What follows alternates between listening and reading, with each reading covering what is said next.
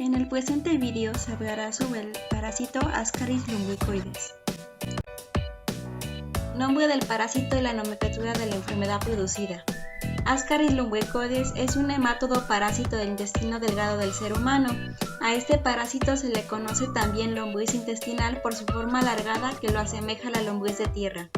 En el cerdo se encuentra una especie prácticamente idéntica, llamada Ascarisum. La ascariasis es la acumulación de Ascaris en los intestinos. Constituye un problema de salud pública en situaciones con condiciones higiénicas inadecuadas de agua y alimentos, ya que su reservorio es el agua, el suelo y el ser humano. En su ciclo de vida es directo, no teniendo más que un hospedador que es el ser humano. Una vez en el intestino del hospedador, las larvas son liberadas del huevo y sufre una migración en el torrente sanguíneo en los cuales alcanza órganos como los pulmones y el corazón. El tiempo que transcurre desde la ingesta del huevo hasta que se alcanza la etapa adulta es el hospedador, es de unos 2 meses. Características generales del parásito.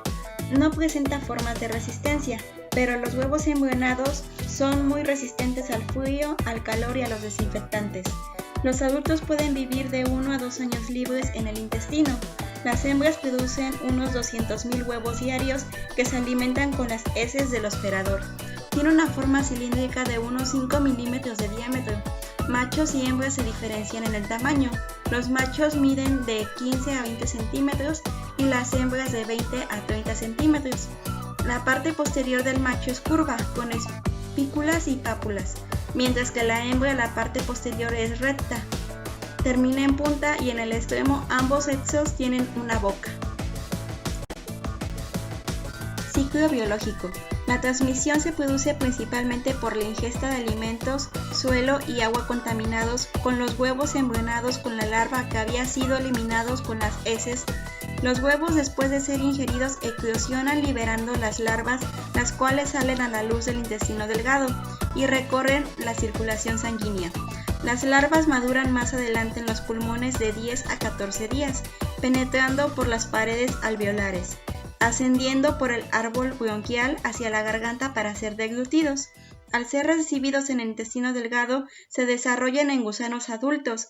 Se requieren de 2 a 3 meses para que los huevos infectados se conviertan en hembras adultas ovopositando. Los huevos son enormemente resistentes respecto al calor extremo y la desecación, por lo que pueden sobrevivir varios años en ambientes húmedos y templados.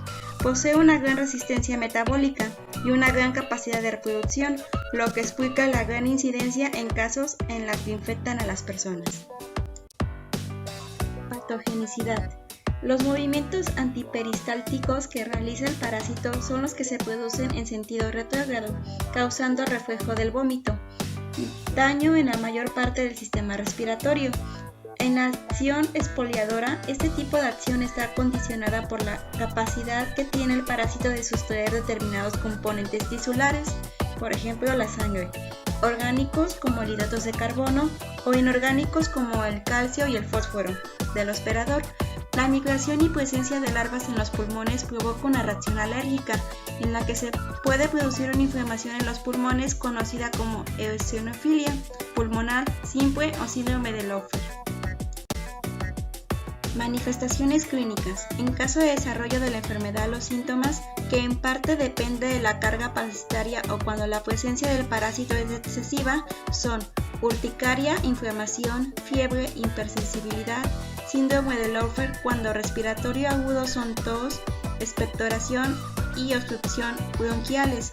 Después aparecen trastornos digestivos como vómitos, náuseas, dolor abdominal, pérdida de apetito y diarrea. En ocasiones puede haber complicaciones hepáticas y, cuando hay muchos parásitos en el tracto intestinal, se produce obstrucción intestinal. Diagnóstico. Se realiza un examen copioparasitoscópico. En los huevos fertilizados o el inciso A son redondos, presenta una pared gruesa con una capa externa que usualmente está teñida de café polabilis. En algunos casos la capa externa está ausente. Presenta un tamaño de aproximadamente 60 micrómetros de diámetro cuando es esférico y hasta 75 micrómetros cuando es ovoidal. En los huevos sin fertilizar o el inciso B Son alargados y más grandes, miden hasta 90 micrómetros de largo, su pared externa es más delgada y la capa es más variable o prácticamente con ninguna. Cuando los huevos están fertilizados suele verse la larva en el interior del parásito. Observaciones macroscópicas. Esa observación no requiere microscopio debido al tamaño del parásito adulto. Las características diagnósticas son puntas afiladas, longitud de 15 a 35 centímetros. Las hembras presentan mayor longitud. Para esa observación se caracteriza por la gran acumulación del tracto intestinal y estas suelen salir del interior del huésped hacia el exterior. Tratamiento. No hay vacunas para este parásito, pero en medicamentos se puede usar albendazol o mebendazol, o medicamentos de venta comercial como los Vermox, Lombrix o Losel. En medicamento alternativo se usa nitazoxanida. Para la prevención, se recomienda lavar bien los alimentos antes de consumirlos, consumir agua potable y mantener las áreas y superficies limpias. Recordemos que este parásito se encuentra en el suelo, por ello es necesario mantener una limpieza constante. Epidemiología. Este parásito se encuentra en todas partes, es decir, es mundial. Abunda en las regiones de clima cálido y húmedo, regiones que emplean las heces fecales humanas como abono y zonas con condiciones higiénico-sanitarias deficientes. Con esta información damos por terminada la presentación. Muchas gracias por su atención.